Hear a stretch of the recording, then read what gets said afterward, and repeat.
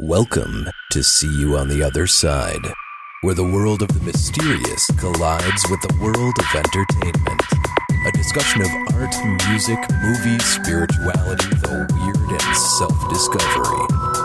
And now, your hosts, musicians and entertainers who have their own weakness for the weird, Mike and Wendy from the band Sunspot. We survived the state fair. We did 2 weekends in a row of the Wisconsin State Fair. I tell you, though, on Sunday, my body did feel a little destroyed. Oh, yeah? Yeah. I wonder why that is. Yeah, it really, after the 4 hours of high energy playing, like sometimes I wish we were a jazz band or something, or like the guy in the band before us was sitting down the whole time. And I'm like, oh, maybe he has the right idea. That sounds relaxing. Yeah. But the thing is not really the 4 hours play. For me, the thing is the hour of loading in and setting up, and then the hour of, tearing down and loading back up, and that end of it. Yeah. So you pile that on top of the 4 hours of rocking out, and then, yeah, it's a good workout. The glamorous part. So let me, to everybody, explain it. Now, we have people who will help us set up, and we have great friends and wonderful support. Wonderful. But let's also say, though, that we set up our own stuff. So the whole idea of the glamorous life of a rock star, where you have roadies and things like that, and we're just sitting there like drinking in a green room, right? Or in the tour bus drinking champagne and eating caviar with Kanye West does not work for us. Yeah, no, we have a green room. It's called the Sunspot van. Right. Sometimes the air conditioning works. Yeah, and that means it's really nice then to get ready and do your hair when the air conditioning works, because then you're not sweat out all the product even before it gets in. Right. But it was a lovely time at the state fair. We even got to go down the giant slide. We did. What'd you think? I love the giant slide. It was still fun. That was a highlight of my evening. Yes, and we went on the huge Ferris wheel as well. Yeah. So that was fun. Hadn't done that in a long time. And you guys are all going to see that when we finish the video for our song last week, for the last episode, the State Fair of the Strange we did last week, where we talked about all the weirdness you can find at different state fairs across the country. We did a song called Life on a Stick, and we'll really have a video out this week. There's going to be a video for Life on a Stick coming out this week. You'll be able to check that out. And it'll probably, if you are our Facebook friend, you'll see that's a great way to see that. If you are on our email list, othersidepodcast.com, it's really easy to sign up on the email list or be our Facebook friend, facebook.com/othersidepodcast. Yes. Become our friend so you can watch videos and things like that. Because if you only know us through the world of iTunes or Google Play or whatever the Android thing is, or Stitcher or any of that kind of stuff, you're only getting half of it. Because number one, you're never seeing Wendy and my beautiful faces. Gosh. And number two, we have paranormal news, discussion, and fun videos and things like that we put on our Facebook and share with our email list all the time. So just make sure you check that out. Come on in, cozy up with us. Yeah, it's a great way to get to know us a little more intimately than just through the podcast, because we love being in your ears. We'd also love to be in your eyes. Well, and we'd like to hear from you. So we'd like for you to be in our ears, in a way.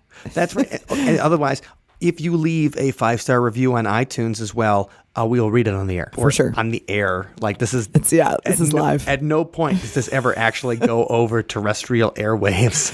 Except, well, yeah, you're right. Yeah, so we'll read that for you on the tubes. Is what yes. we'll do. This is a fun episode because I really enjoyed the interview we did today.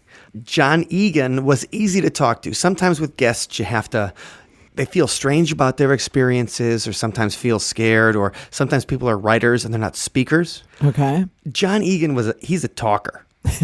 Yeah, definitely. And he's got the kind of accent that makes it fun to listen to. I almost felt like I was talking to a movie character sometimes. And so it was really easy to talk to him. So John Eagan released a book this year called Between Love and Hate, The Devil is Real. And he had a really crazy experience. And he stands behind it, and he goes into this whole thing. He tells you his life story and how he got to the point where he experienced something. Well, if I saw it, I'd have pooped a little. Yeah. Yeah. So it was a real pleasure to interview John Eagan, because he was easy to talk to, and he's got a story that you're going to have to hear to believe. All right. Well, let's hear it. All right, and we welcome today author John Eagan, who just wrote a new book, The Devil is Real. John, welcome to the See You on the Other Side podcast. How are you doing today? Great, Mike. It's an honor to be here. We're happy to have you. Where are you from? Where are you at right now? Oh, right now I live in New Jersey, but I was originally born in Brooklyn. So, I've been out here most of my life, though. But what I was going to say is, every time you hear an encounter that a person has about a ghost or an angel or a demon, you wonder about that person a little bit. At least I do. And I'm a little bit skeptical myself, Sure. I wonder if he or she is a legitimate person. Are they a little crazy? Are they doing this for attention? That's why I'll give you a little brief history about my life and who I am. Because by this apparition I had, a small veil was lifted for a moment in time where I was able to peer in through a dimension unseen by most people. I could actually see through a threshold into a paranormal realm. And I think your listeners are going to be enlightened, and they're going to, more than they can imagine. And it's quite frightening, too. This apparition is the antithesis of any apparition I've ever heard or read about. I mean, Mike, if you think about it, how many times in the course of history does an entity break through a dimension to deliver a message? I could probably count them on my right hand alone. You read the Bible, right. There's plenty of occurrences of where angels brought messages to people. There's not that much about devils delivering messages to people. There's plenty of stories about ghosts scaring people, haunting houses. We've heard so many stories about that. I kind of believe them. I do it a lot. But I'm not a crazy person. I'm not looking for attention, I was given a few talents in my life that got attention. I was a best-selling author. I don't know if we're going to have time to get into that or not. Actually, I'd love to know a little bit about your childhood and things, because we talk about, you had an incredible experience. And when we talk to some people, they've had experiences starting when they were little kids. They've had experiences, starting in their youth, or maybe something traumatic happened to them and it changed them to have an experience. Yeah. And so I'd be interested, did you grow up Catholic? Did you grow up Jewish? Did you grow up in any kind of religious environment? And did you have experiences when you were younger? Yeah, well, like I said, I was born in Brooklyn back in the day, and I went to a parochial school, a school where Franciscan brothers were in charge. Every single thing was regimented back then. Before school, you played in the fenced-in schoolyard, Then a Franciscan brother would come out and he would blow a whistle, and then 1,000 of us had to stop cold. And if you were playing basketball or something like that, all you could hear is the basketballs bouncing. You know what I mean? You couldn't move. Right, the drop. Yeah. If you touched that basketball and you moved to grab the basketball, the Franciscan brother's going to beat you. And when you got home, your mom's going to beat you, so you couldn't win, Right. You had to stay in line. Then we had to march in like soldiers into the school. But that's where I got my basic foundation, where my morals are. Back then, people all went to church. The neighborhoods were the same nationality, same religion. Churches were full back then. You had to get there early to get to church if you wanted to get a seat. Back in the day, they had these little soundproof rooms with a glass front that the mothers would take their babies in there if they were crying, so they didn't disturb everybody. But yeah, the crying room. We still had that when I was a kid. Yeah, right. So, but nowadays you don't even need it. People don't bring. I mean, they claim that 70% of my religion have dropped out of going to church on Sunday, and they don't bring their kids there anymore. So it's just like so much room in the pews all the time. It's a shame, but that's where I got my basic foundation for my religion. And then then my dad moved us all to New Jersey. He had 6 of us kids. I don't know how he did it, to be honest with you, Mike, back then. He was a truck driver. How do you do that? And then that's where I got my education. I went to Trenton State College. It was called that then. Now it's called the College of New Jersey. That's where I got my degrees. And then I started as a special ed teacher. So, but that's why I kind of felt I was blessed. When you start working with these kids who have no qualities or attributes or characteristics that normal children have or anybody has, you kind of feel that you're blessed just by being normal. You know what I'm saying? Sure. So, that you feel lucky that you don't have to deal with those kind of challenges that some of those kids had to deal with. Absolutely. So, and also I had children, and they had these terrible cancers, these young little innocent kids, and I would give them like a coloring book, and they would try to color in on the numbers, and stay in the lines, and they had these terrible cancers of the jaw, and they would drool. But there was a teacher's aide in the room all the time, and they would help me clean up the drool, But I felt so bad because they were trying to develop a skill that they were never going to use because back then, well, even today, it's so hard to cure these cancers, So that was really terrible. And that's how I began to feel blessed. And I felt like I owed something back. I should, pay God back for the talents He gave me. And the normal, I was just being normal was a blessing, believe it or not. So I started meditating and prayed a lot. in my life all those times. So that's how I got into a lot of meditation and prayer. But as far as demons, the only time I ever had an encounter, well, I didn't have an encounter, but my father had this blood disease that runs in the family. He died young. They didn't know how to cure it back then. My brother got it, and he was young too, and he had a heart attack. He went to the hospital. He was in the hospital bed. He had a severe heart attack in the hospital bed, and he died there. So he told me afterwards that when he died, he left his body. He was still in the hospital room. And he was watching the nurses and the doctors frantically trying to get him back to life again. He was a young man, so they were able to do it. But he said, in the meantime, he said to me, demons came for me. And he said, Johnny, why did demons come for me? And I was like, I really don't know, Paul. He said, but why would demons come? And I was so perplexed by this thing. They were grabbing him and pulling him. He said he was pulling him into the dark corner of the hospital room, but I guess that was another dimension somehow, because he was washing himself in the bed. And they finally got him back to life. And now that he's a completely different person today. He's taken a 180-degree turn. He's a very religious man today. But I mean, I guess sure, because he's seen what's out there. You don't want to go back. I know, right? So that's really the only time I ever had any encounter with demons. But what I did when I was a teacher, you have a lot of time because you don't have to correct a lot of papers. You know, when you have special ed class, there's no real tests to do. I mean, the only thing we really did in there was I had those iron rollers. I don't know if you've ever seen them. When the truck pulls up to a warehouse, they put the iron rollers out. They put the boxes on the iron rollers and they shove them down there into the warehouse. But we had the iron rollers in the room. So I would line up the kids along the iron rollers. I give the first kid a box. He'd put it on the iron roller, send it down to the second kid. He would put something in it, and then the second, third kid, and then somebody, tape it, and then they'll stack it. So that's what kind of jobs they were going to have back then. So I had time, and then we had a teacher's aide in the room all the time. She had to help feed them at lunchtime, so I had like 2-hour lunchtime. So I had a lot of time. So I started bartending at night, nightclubs. Okay. Yeah, so I met like a little different kind of people then. Weren't as innocent as these kids were. They were like a little more wicked. Well, yeah, I would assume that when you go out to the nightclub, it's going to be a different crowd than the special ed kids. Absolutely a different crowd, But I felt bad for these people because a lot of them who were in the middle of their wickedness, like, there was a lot of people looking for drugs, of course, alcohol. They smoked and drank a lot.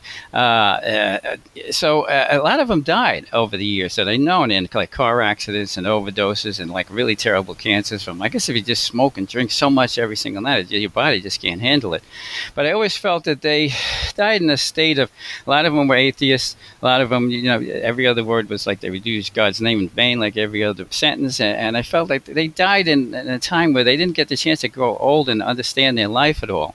So I used to pray to God and say, God, if it's possible, don't send these souls to hell. And I would name them. I keep adding names to that list until I pray for them until the day I die. So I would ask him to do that. And I'm not sure if that happens, but I mean, maybe when we talk about the aberration I've had, I think you can understand why I had this aberration. Okay. So these people I felt bad about, Mike, and that's what I did most of my time. I prayed for them, So I worked during the day, special ed teacher, worked at night as a bartender in nightclubs for years. Oh, but that's where actually, if we have time, when in every nightclub I worked in, no matter where it was, if some guy saw like some cute girls come in or a cute girl come in, they would say to me, "Who's that girl? Is she waiting for a date? Should I buy her a drink? Should I ask you to dance?" And I was like, "I don't know." So well, go over and talk to her for me. So every club was the same thing. So I would go over and say, "Hi, you see that guy over there?"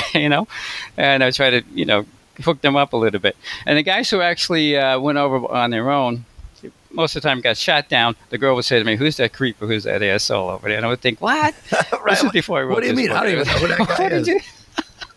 What did you? And I would say to the guy, "What did you say to her?" Just, she's a lesbo. I'm like, "No, she's not. You just don't know how to talk to people." Right. You know what I'm saying? So what I did was I decided I saw a problem, and I decided, let me solve this problem for people. So I started interviewing the women that came into nightclubs about the proper way and how to approach them, how to look, how to act, how to behave, what's turning them on when we're talking to them, what's turning them off when we're talking. How do you ask for that date like a gentleman, so you could move along here a little bit. So what happened was I interviewed 2,000 women, and I found that in those interviews I did, I wrote a whole survey of questions that I thought were pertinent to this. So I found out that there was actually a really great answer for every question, and it was really a system that you could. So I wrote this book called How to Pick Up Beautiful Women, Get Dates with Beautiful Women in Nightclubs or Any Other Place by John Eagan. That's me, John Eagan. And Men's Fitness Magazine sees me doing one of these TV shows, and they call me and say, we want to test this book. Sounds good. We want to test it and see if if it really works. So they took my book and other top-selling books on the market at the time and tested them.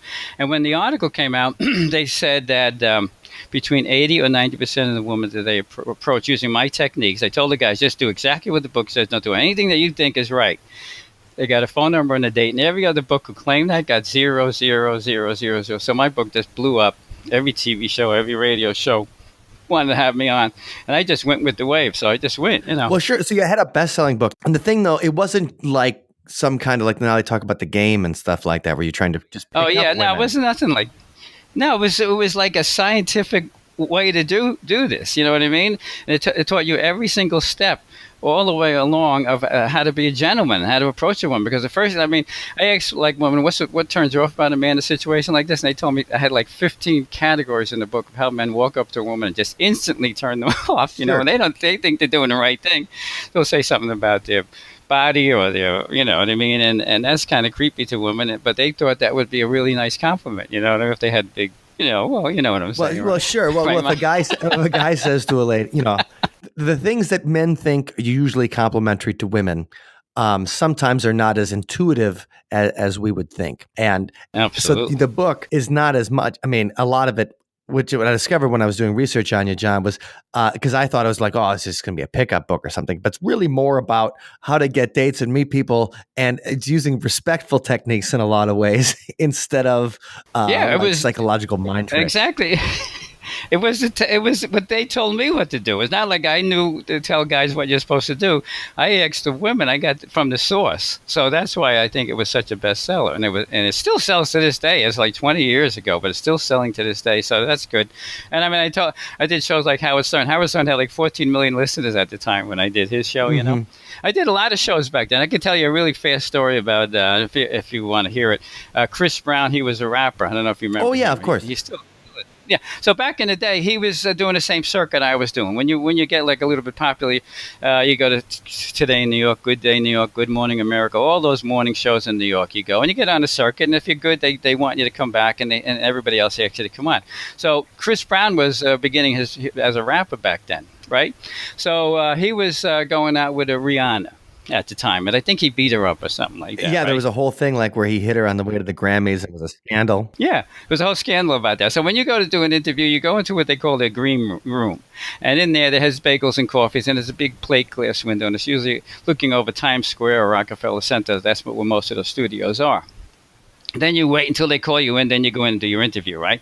So I used to see a lot of celebrities around back then, budding celebrities, people who are already celebrities, because they're all being interviewed. And Chris Brown was around back then, right? So I'm watching TV with my wife, and I see that on the news, like every news show, he got upset about somebody interviewing him about Rihanna, and he took the chair from the green room.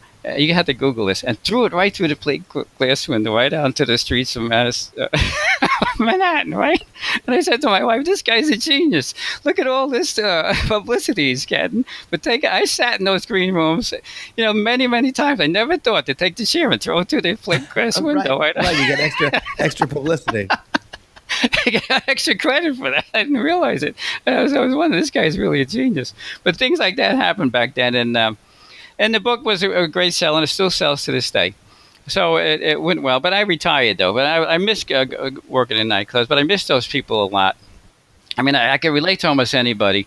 But I just felt bad about the people who I knew who died, and I kept praying for their souls, So I think that's something that sparked this aberration that I had. And when I say it's the antithesis of any kind of an aberration I've ever heard or read about. Once we start to get into it, I think you're going to understand why, Okay. And I never had like a seance, or I never used like Ouija boards.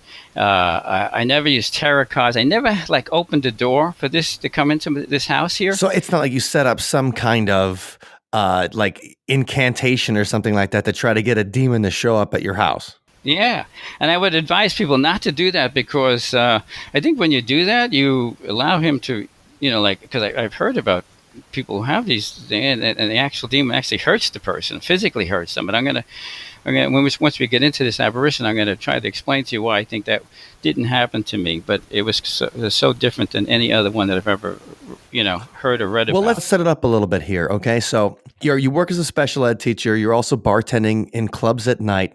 You Yeah. become an author, kind of are hitting the self-help circuit, helping men be a gentleman to women, not like Chris Brown. The Yeah. complete opposite of a guy like Chris Brown.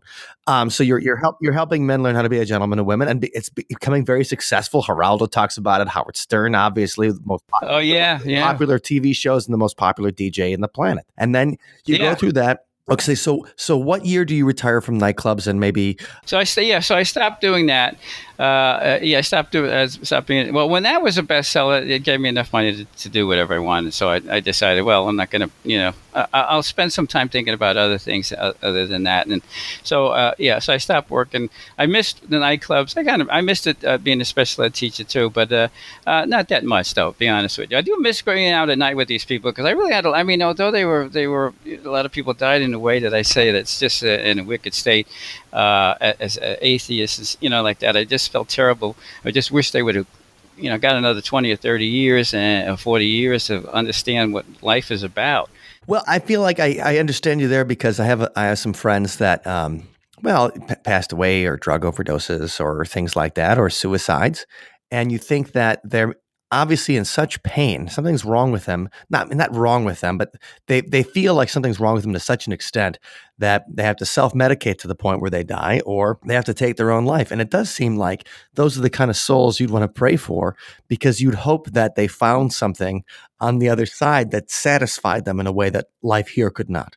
Yeah.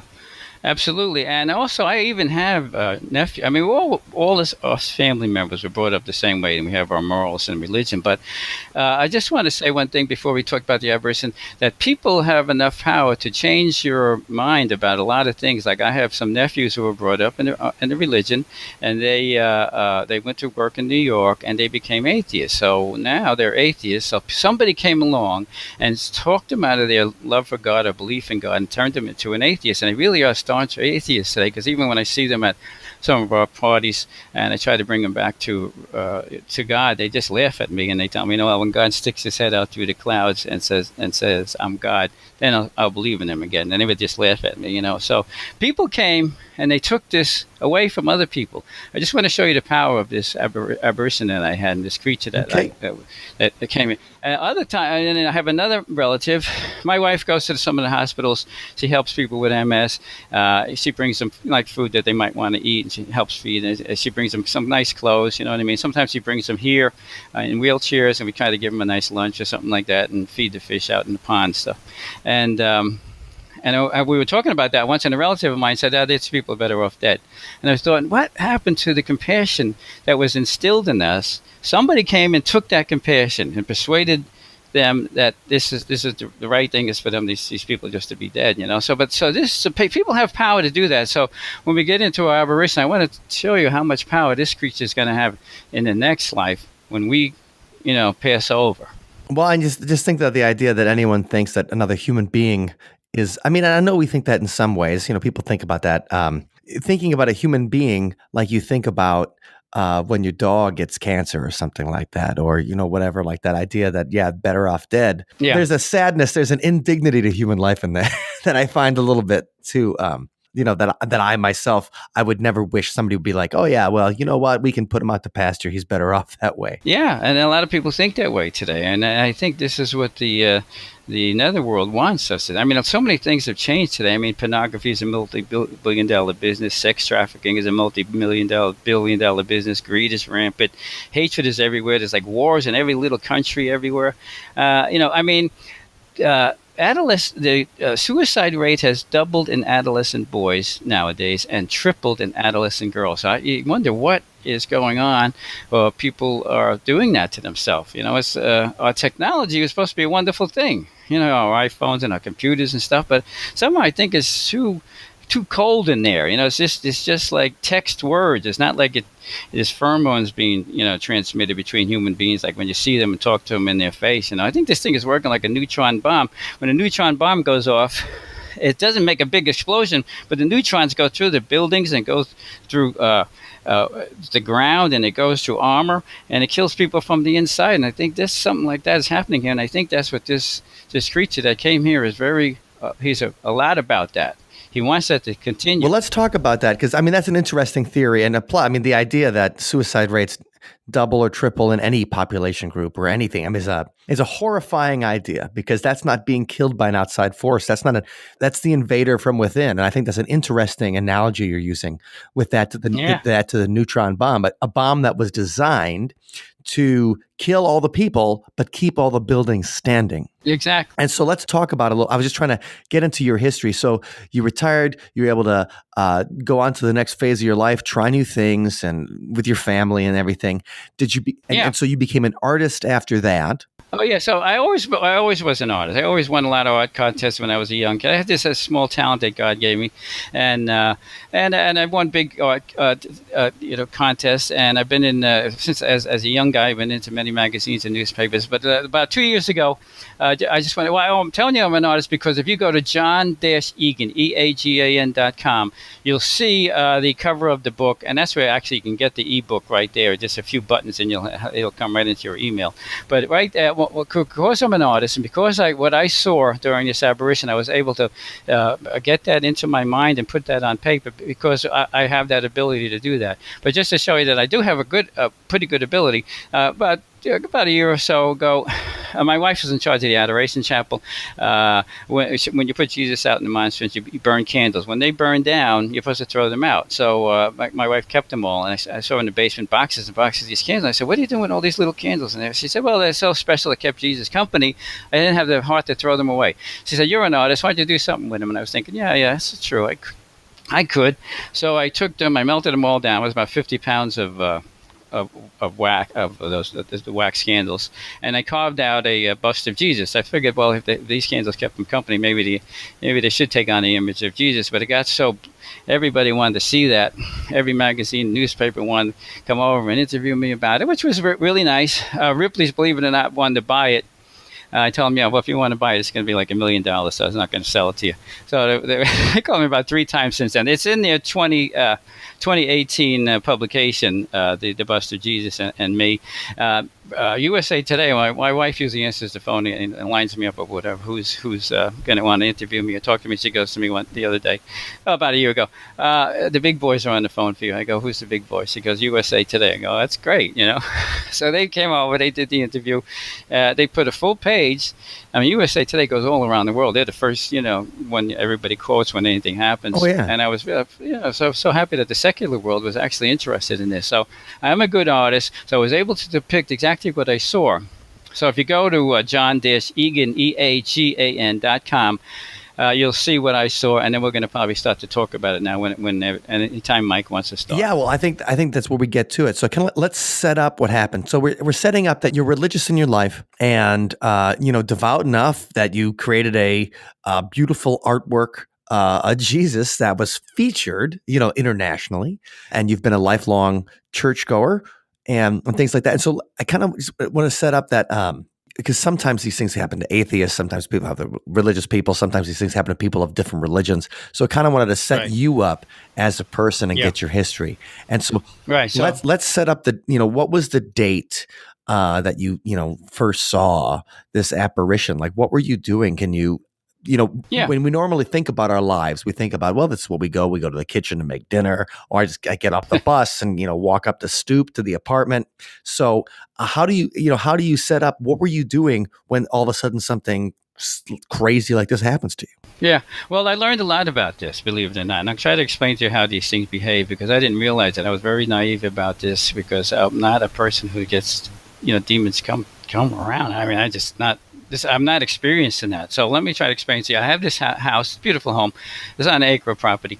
I had 3 boys grow up here. It's a huge basement downstairs, and the garages and the basement are all on the same level because the house is kind of like on a hill. So you pull into the garages under the house, and then you walk under the house. There's where the basement. Then you walk up the steps to the kitchen. So when my boys were getting older, they wanted to have a bigger, like a little apartment for themselves and their own way to get in without coming into the front door, back door. So I finished off the basement and cut it in half and made an apartment down there. So I had an apartment down there. So my last boy, it was there, but he just moved out. But so anyway, that's the house, and then there's a living room upstairs. I have a sectional couch like everybody has, and I sit there a lot and I do my meditation there. So about a year ago, around probably this time, about a year ago, about this time, I'm sitting there. I'm home alone, and there's a metal door between the garage and the basement. And I could almost hear that when somebody comes in from where I am in the living room. But this time, the door slams with a force that even my wife, I knew it couldn't be my wife, she slams that door so hard. And I'm thinking, what was that? Because my son, I mean, he's a strong guy. He maybe could slip, but why would he do that? I'm thinking to myself, did he have a car accident? Did he break up with his girlfriend? But what slammed that door so hard? So I got up and I yelled at Johnny, you down there? And he's like, no, I didn't hear anything. I got my flashlight. I went downstairs. The door is just closed, fine. And I look everywhere down there, under the steps. I look in the closets. I look in the furnace room. I look under the beds. I look everywhere. Nobody came in. I have a camera system, so I come upstairs. I roll back to the digital camera, and nobody was on the property. I look at the cameras that are facing the garage doors and the side garage door. Nobody opened those doors, so nobody was on the property. What did that? So I felt something was menacing or sinister. Ominous. I mean, the only word I think that could describe it is just something evil. I just felt an evil presence in the house, but I could not explain it. I had no idea, Mike, what was going on, to be honest with you. Okay. But now I've learned of its behavior, let me just keep going, and then we'll talk about that. So then now there's steps from the basement up to the kitchen, and the kitchen and the living room are side by side. And there's big openings there, so I could hear something really heavy walking on the steps. So I'm thinking, I just checked down there. I know nothing was down there. I looked in the camera system. I know that. So I get up. I look. There's nobody on the steps. So, and I still feel this menacing, inauspicious kind of a feeling of evil. So I sit down again. I didn't know what to do, and then I could hear it. It would walk like very heavy. It felt like it was something maybe 300 or 400 pounds walking, because when you live in a house, you know all the footsteps of everybody, and you could almost know what. And then it would go down at the end of the hall and slam. Behind me is the bedrooms, and it would slam the bedroom doors. So now, Mike, I kind of thought I knew it was something. I felt it was evil. I felt it was menacing. I didn't know how to really even explain this to my wife, or I didn't want to tell her that, I think there's something evil in the house, and go out and play golf or something like that. You know what I mean? Right. How could I leave her here like this? I didn't say anything. So the thing is, we'll be sitting together on the sectional couch in the living room, and then we would hear again it walking up the steps. And my wife would say, "Is that Johnny? What is that? That's weird." Now, actually, when she first came home that day, she said to me, "Something feels weird in this house." She said to me, and I didn't want to say anything to her because I thought I knew what it was, but you're just not sure, Mike. You just can't say something. You sound like a crazy person if you say something like that. I think something got in this house. But. So your wife felt the exact same kind of feeling, aggressive feeling that you did. Yeah. So then we both heard together these footsteps on the steps, and she would yell, "Johnny, is that you, Johnny?" She'd get off the couch and look, and then she would come back to me. "What is that?" she would say to me, and I would say, I don't know, Lillian, I just really don't know what that is.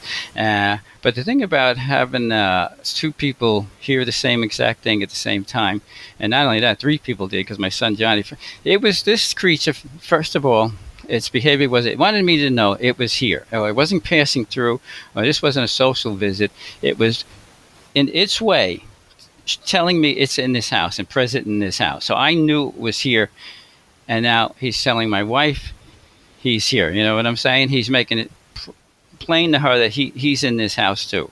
This is how this thing behaved. I didn't realize this at the time.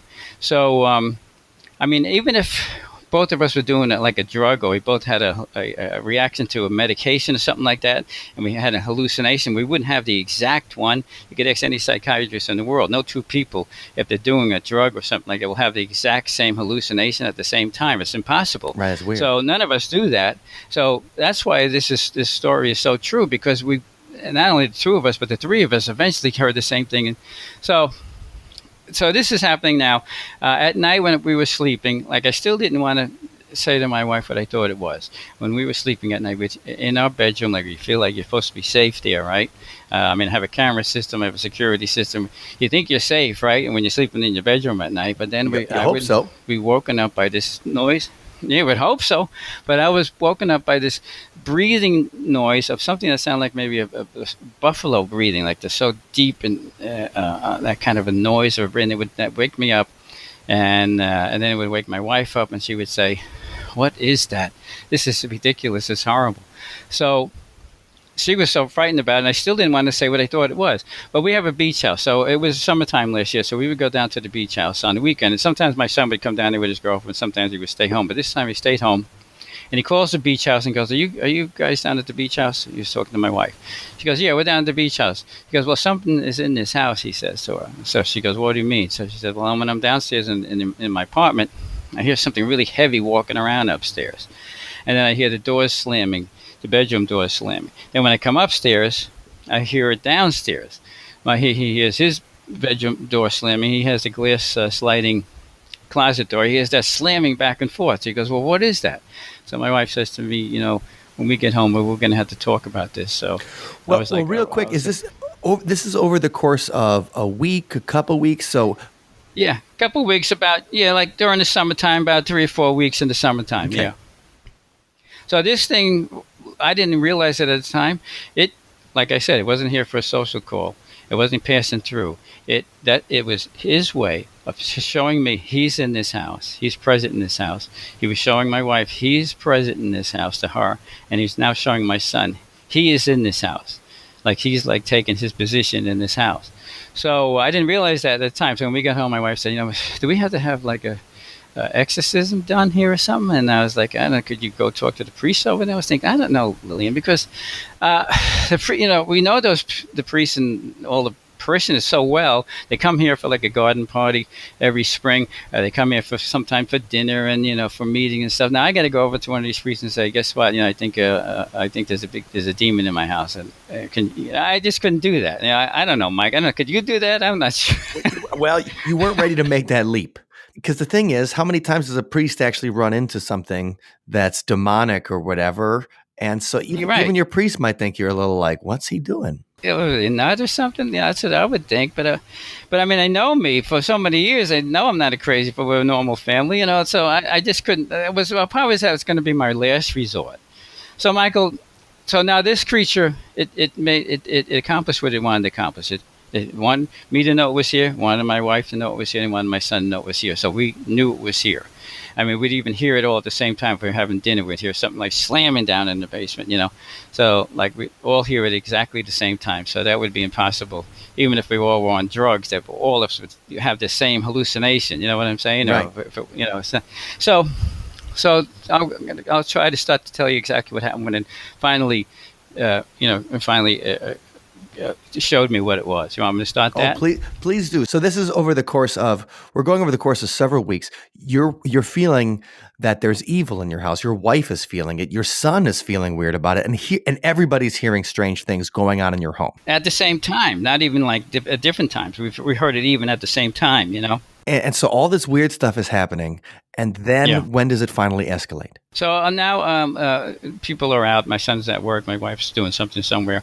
I'm sitting on the section of the couch again in the living room. It's a big living room, so there's a lot of room there. I have a little glass table on the side. Because I'm Catholic, I do most of my prayers on my rosary beads. So I do meditate for about an hour and a half a day. So I would do that, and I was finished a set of rosary, and I put my rosaries on the glass table next to me. And I sat there for a second thinking about what I was going to do that day.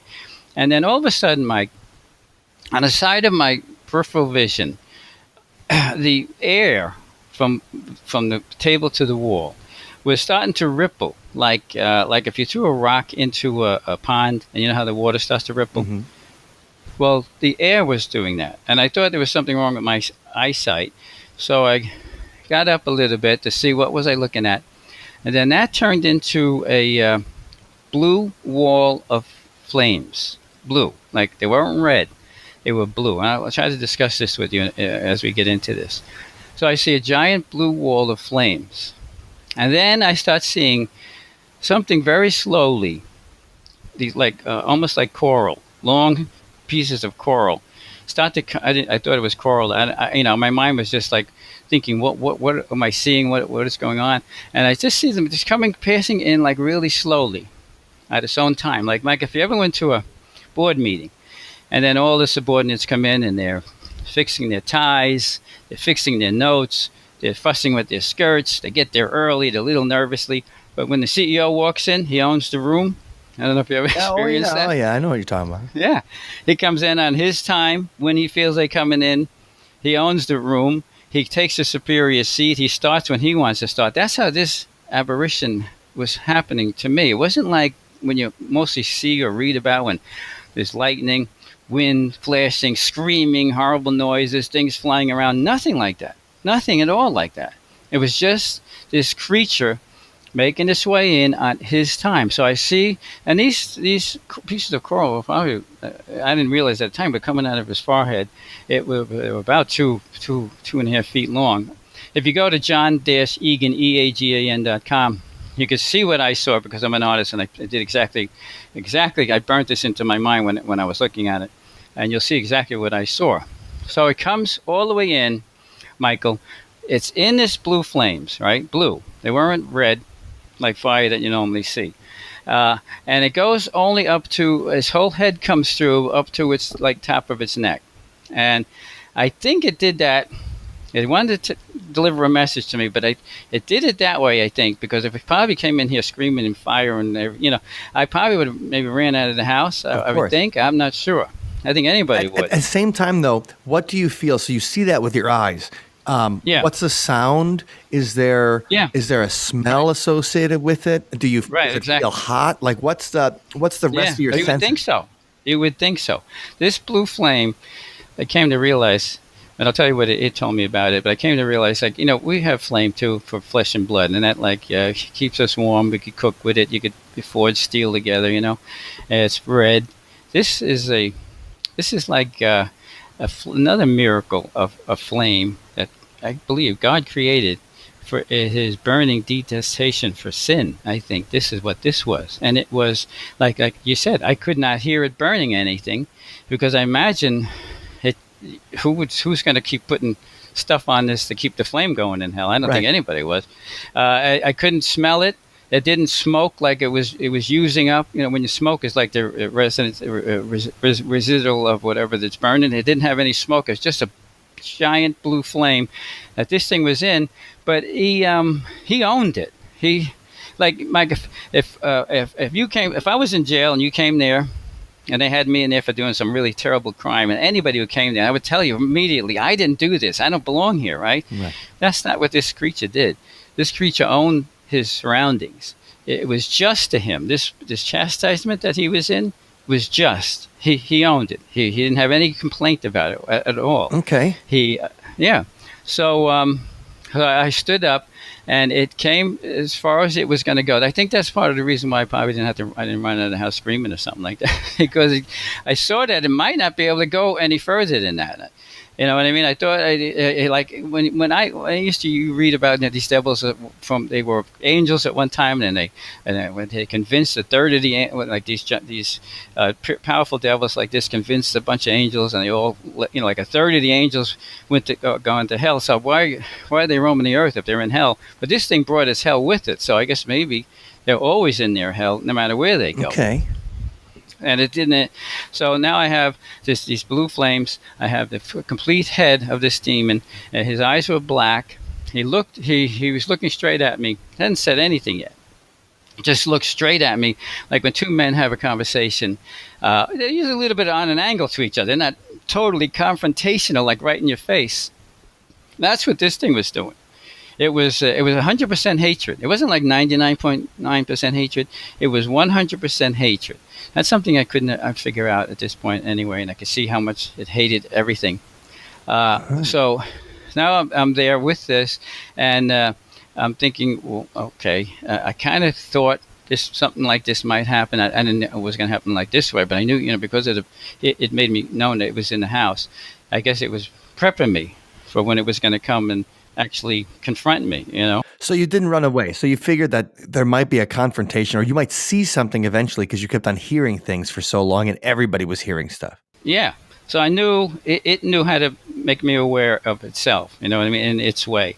And I mean, those things that came out of it, like if you went to, like I said earlier, John-Eagan, EAGAN.com, you could see what I saw. Those things coming out of the front of its forehead, I mean, it had horn. The top of his head was like a horseshoe crabs, like kind of a thing. Okay. It was like there was no hair or nothing on top of his head. It was just like these horns coming out in many different directions. I mean, those horns coming out of the front, it seemed like he could just ram that right into you and shove you right into the wall with them.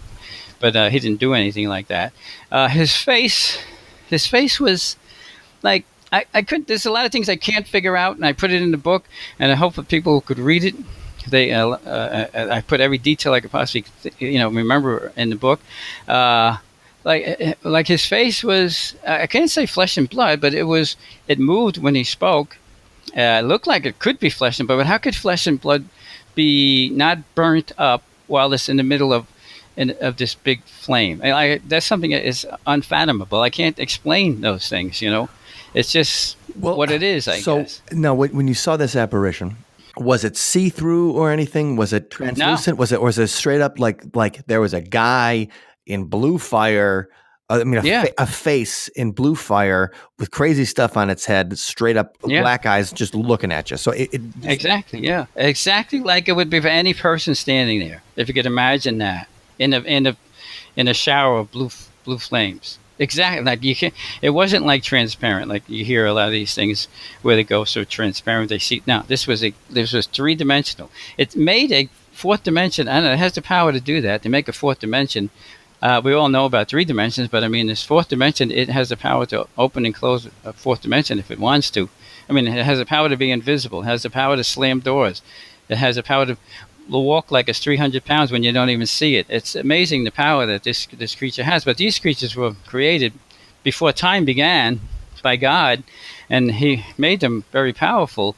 But they decided they're going to go off on their own.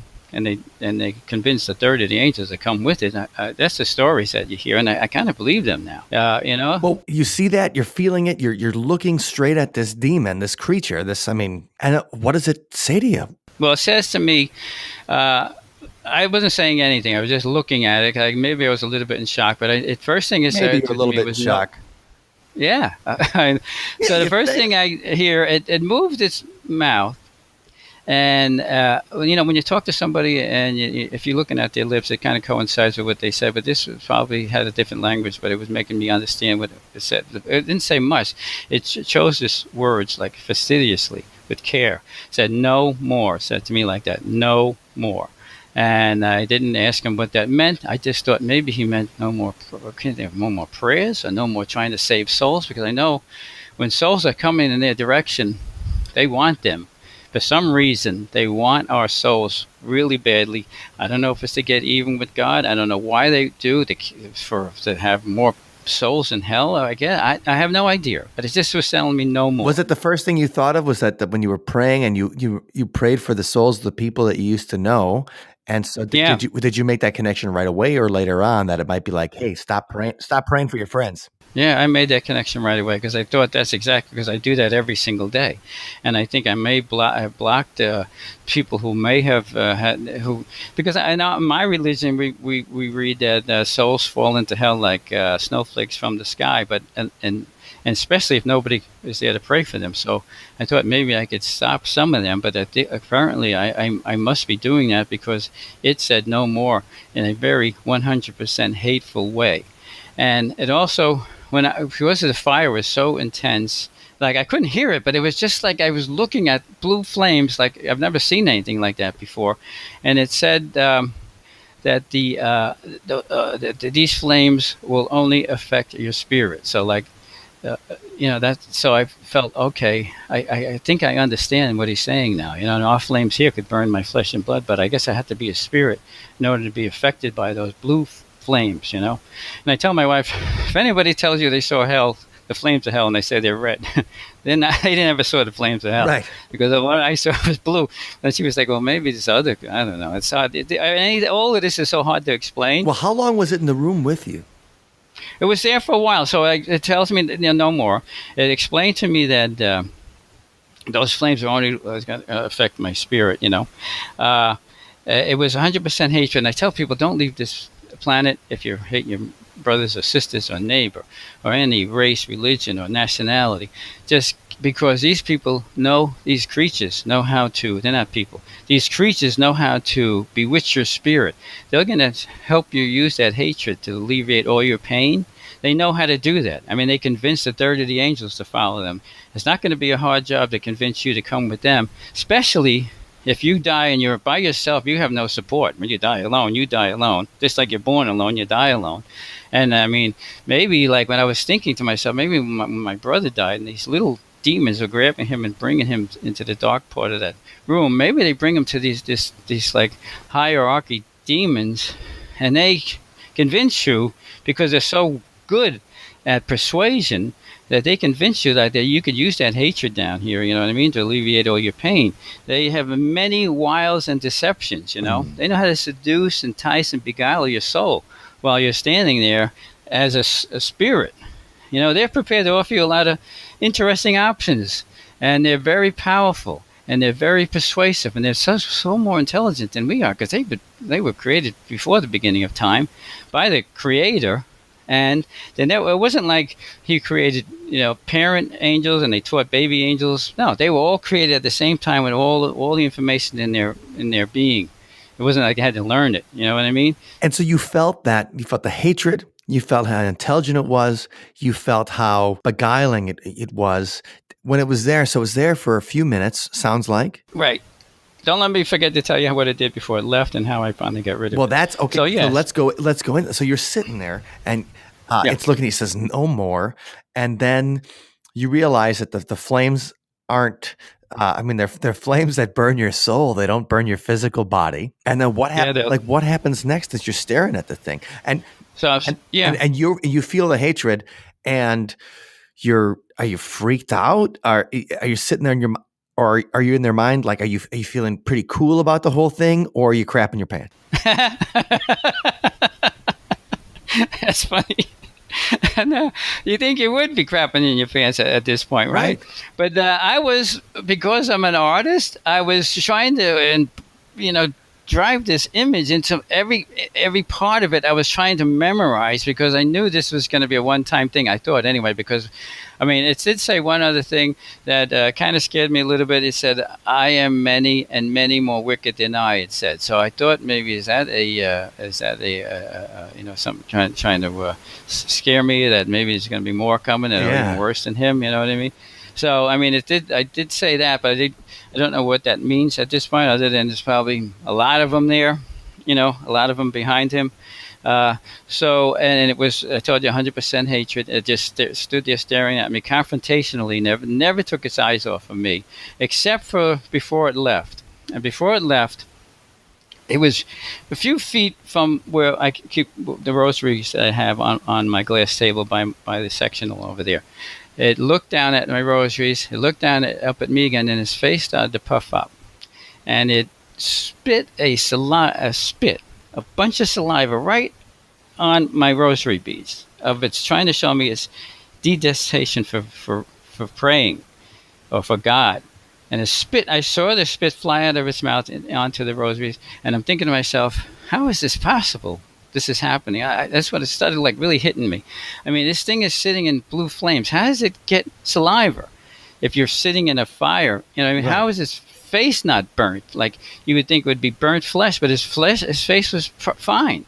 I mean, there's so many things I just can't even understand to this day that I go over and over and over, and I put every single detail in the book, like I say. And so it does that. And then as it came in, like it owned the place, that's how it left. It just kept staring straight in my eyes after it spit on my rosaries and just backed away very slowly, just the way it came in, until all of his protrusions from his forehead passed through the flames. The flames started to dissipate a little bit, and the rippling of the air dissipated, and it was gone. And that's how that ended. But I the next day, I get up first thing in the morning because I'm Catholic. I went to a church. I received the host of Jesus. I came home.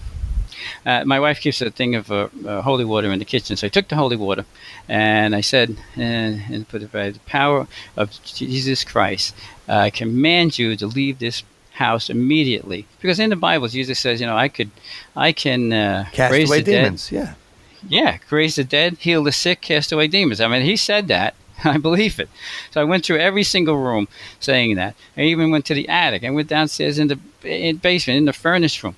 I went through each bedroom. And in the last bedroom I went into when I was saying that, I felt the curtains and the blinds move like in a swoosh kind of thing. And it left the house. And it hasn't even been a bump in the night for over a year now since that left. Well, I mean, but the thing is, it showed up in a big way. Yeah. So hold on though. When your wife comes home and your son comes back from work, did you say like, "Hey, you know who's been banging around?" I know. Yeah, he came in the living room. I know. You think I could say that, right? I couldn't say that. You know that? I couldn't put those words together. My wife said, "What are we going to do about it?" I said, all I could tell her is it's gone. She was like, "What?" I said, "It's gone." How do you know? I couldn't say those words. So because I'm an artist and an author, I started drawing. I was going to do the outline of this thing before I painted it, and I was drawing it, and I was typing out exactly every single detail that I can remember from this apparition, how it started and how it ended.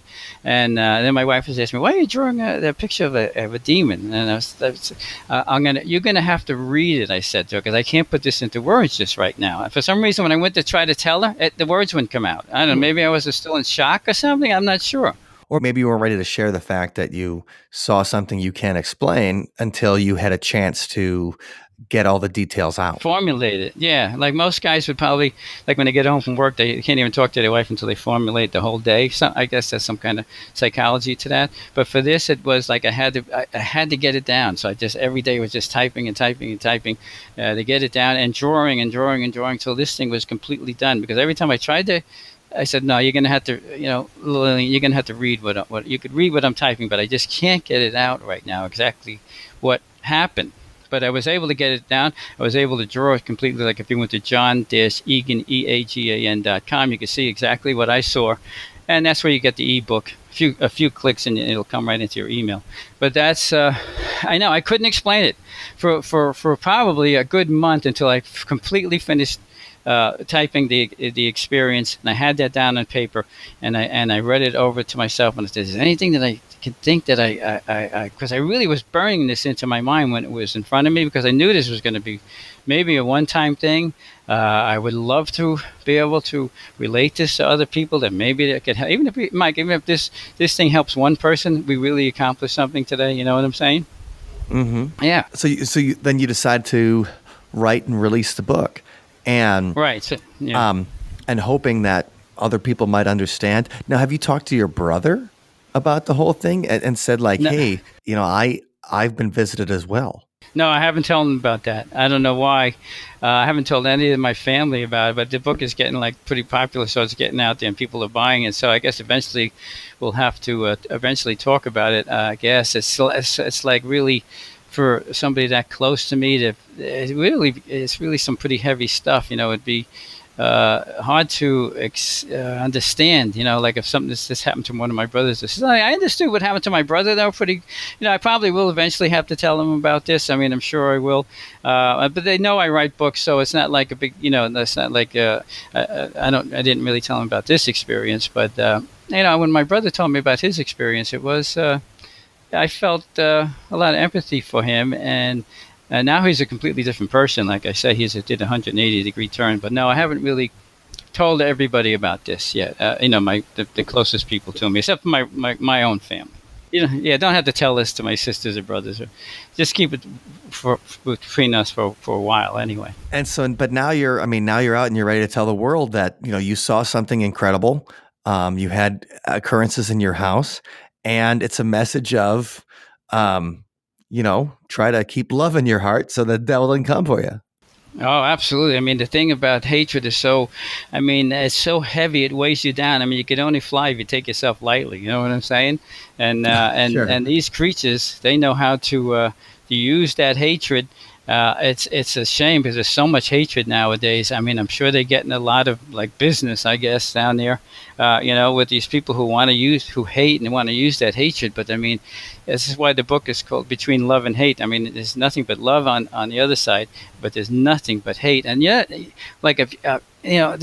you have to go with this creature, you're not going to be your jovial self. You know what I mean? Drinking, laughing, smoking, and all that other thing. You have to become one of these creatures. You're not going to just exist with 100% hatred and not be 100% hatred yourself. You're going to have to, and that's a scary thing about you have to love God, but you have to fear his power. He has the power to put you there for all of eternity. Never think twice about you. That's the thing, that you can't go there. The thing I'm trying to drive into people's minds. You can't leave this earth with hatred in your heart, and you can't go there. I mean, that's forever. It's almost, if you think about it, you'd almost drive yourself crazy thinking it's mind-boggling to think that that's forever. Well, 100% hatred. You know what I'm saying? How have you changed since you had the experience? Have you found yourself change a little bit? Yeah, I even pray more nowadays, and I even feel more obligated to tell people about this. You know what I mean? And I meditated on this a lot, and I'm in church, and they're like, "What do you want me to do with this? You gave me this." I felt that it was like a gift almost that God gave me, and Jesus gave me, and I thought, what do you want me to do this? And I felt that something spoke into my heart to reach out to you people, believe it or not. So somehow, Mike, you're in this circle somewhere. All right. In there. Because I mean, a lot of people now want to interview me, so it was the right direction to go. So that's what I'm going to do with it then. Well, I do think it's a powerful message, and the idea that it's easy to feel good about righteous anger. It's easy to be full of hate. It's easy to kind of so easy to revel in that, and it feels good sometimes to use that. Yes. And the idea that that never leads to a good place. And in fact, not. it leads to a place of blue flames where the fire only burns your soul, leaves your skin fine, and burns your soul. And no thanks. Yeah, it's amazing. Amazing, right? Yeah. So, John, I got to thank you for joining us today. I had a really good time talking to you and your experience. Mike, I had a wonderful time. You were a great interviewer. Thank you so much. Your experience is exceptional. And you guys can check out at john-eagan, EAGAN.com, or you can find links to John's work at othersidepodcast.com/209. Well, Wendy, what do you think? You think the devil is real? Man, all I can say is I'm glad it wasn't me that had that experience. Right. Because you talked about, soiling your armor a bit. If that happened, definitely. Saw that in your home. But the thing it's is, quite a compelling story. Yeah, and also that the paranormal activity was happening in the home that his wife and his son had to deal with even previously. So there's already some kind of haunted or poltergeist element there. Like I'd say that definition of a poltergeist, noisy ghost, like that. He was getting the noisy ghost action in the house before this thing happened. Yeah, that's spooky. But what I have to say is, I'm always the kind of guy that not necessarily I don't believe the devil is real, but I just don't get into demons like everybody else does. Okay. I don't think the Ouija board is dangerous. I don't think Dungeons and Dragons is dangerous. I don't think opening up a portal to the dark side is dangerous. But I did have a lot of things go wrong when we worked on the Jack Parsons episode. Oh yeah. Yeah, and everything in my life seems to have been fixed since then, or at least everything that was broken. All of the electronic, because I don't normally have that many electronic snafus and losing my phone and all that kind of crap. And you don't blame Mercury every time it happens either. Right. It's just, Mercury's in retrograde. Man.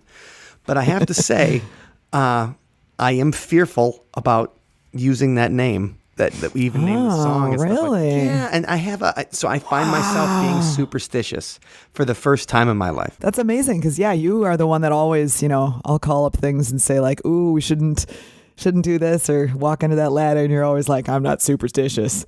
So I'm surprised to hear you say that, Mike. Finally, something has happened that has made me kind of superstitious, so much so that I didn't even say the name when I was like, I can't say the name. Wow. Okay. Yeah. So it's just funny. So something that's kind of started off as a joke. I'm like, I can't believe all this stuff's going wrong. You know what? I blame it on this. And then, but I haven't said the name and nothing bad's happened. So this is how superstitions begin. So is the devil real? I have no idea.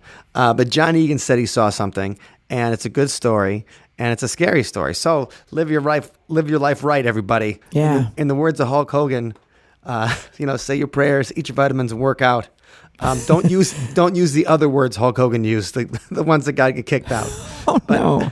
But make sure you use, in the words of Hulk Hogan, say your prayers, eat your vitamins, and work out. One thing about John Eagan, and the fact that I mentioned earlier that we, loved his accent, and it was such an East Coast accent, and that made me think about when I interviewed Glenn Danzig. Oh, yeah. Okay, and this is a while ago. So this is when his album Circle of Snakes came out. And so Glenn Danzig... Great name for an album. Circle of Snakes. But the thing is, I expected to answer the phone when Glenn Danzig calls and flames to shoot out of it. Right? Okay. And that didn't happen? No. Glenn Danzig he was just sounded like a real nice New Jersey guy who just liked goth stuff. Okay. The conversation was completely normal. We were just talking about Edgar Allan Poe and the horror movies that inspired him and things. And it wasn't this kind of I expected him to be like, worship the devil, man. Oh my God. It really was not like that at all. It was just a pleasant interview encounter. And so because of that, it made me think about that. We wanted to do a real Misfits inspired kind of New Jersey punk rock horror track here. And so we took the inspiration from what the devil told John Eagan.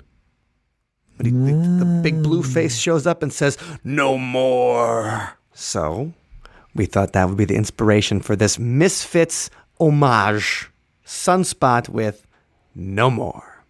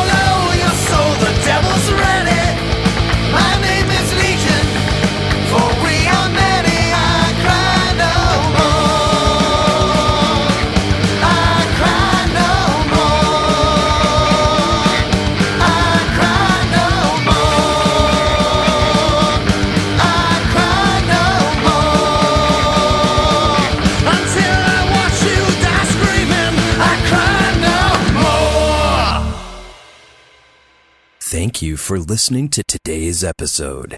You can find us online at OthersidePodcast.com. Until next time, see you on the other side.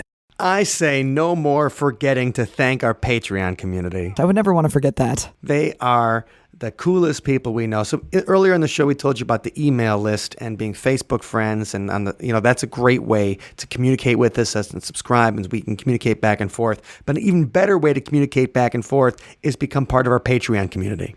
Yes.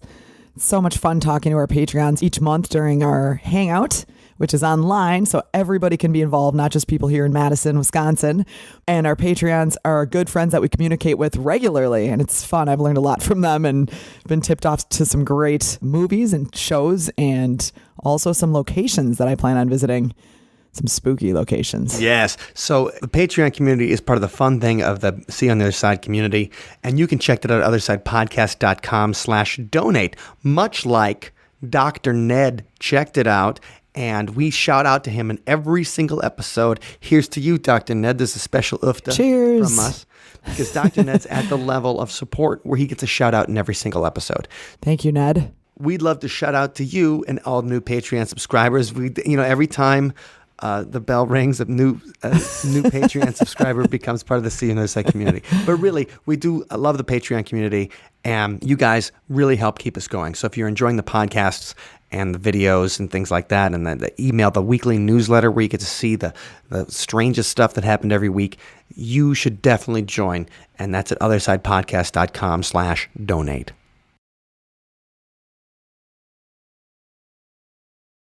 Are you feeling pretty cool about the whole thing, or are you crapping your pants?